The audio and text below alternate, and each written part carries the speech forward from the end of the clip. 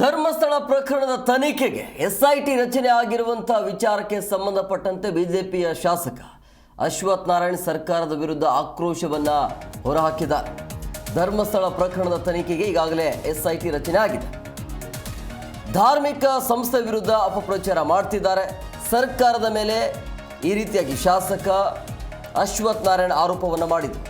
ಹಿಂದೂ ಧಾರ್ಮಿಕ ಸಂಸ್ಥೆಗಳ ಮೇಲೆ ಸರ್ಕಾರದ ಗುಮಾನಿ ಇದು.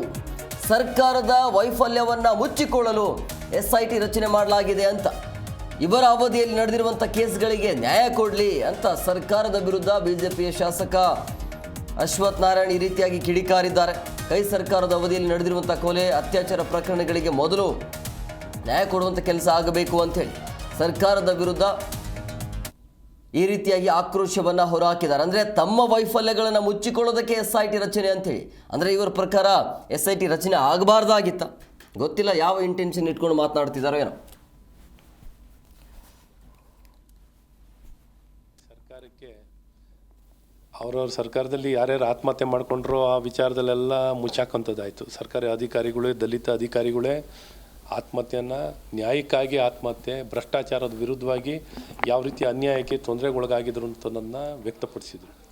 ಅದಕ್ಕೆ ನ್ಯಾಯ ಕೊಡಲಿಲ್ಲ. ಇವತ್ತೇನು ಇಶ್ಯೂ ಡೈವರ್ಟ್ ಮಾಡಬೇಕು ಸರ್ಕಾರಕ್ಕೆ. Only thing is divert the attention.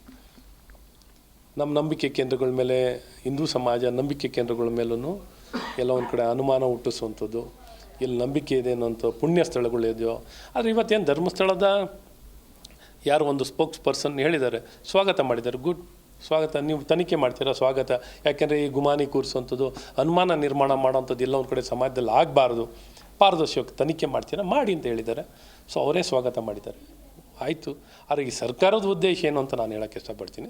ಇಶ್ಯೂನ divert ಮಾಡಬೇಕಿತ್ತು. ಏನು ಅಂದರೆ ಇವ್ರ ಮೇಲೆ ದಿನ ಬೆಳಗ್ಗೆ ಎದ್ದರೆ ಇವ್ರ ಮೇಲೆ ಎಲ್ಲ 108 ಇವ್ರದ್ದು ಗೋಲ್ಮಾಲ್ಗಳಿದಾವಲ್ಲ, ಇವನ್ನೆಲ್ಲ ಕವರ್ ಮಾಡ್ಕೊಳ್ಳೋಕ್ಕೆ ಇಶ್ಯೂ ಡೈವರ್ಟ್ ಮಾಡ್ತಾಯಿದ್ದಾರೆ ಅಂತ. ಈ ಸರ್ಕಾರಕ್ಕೆ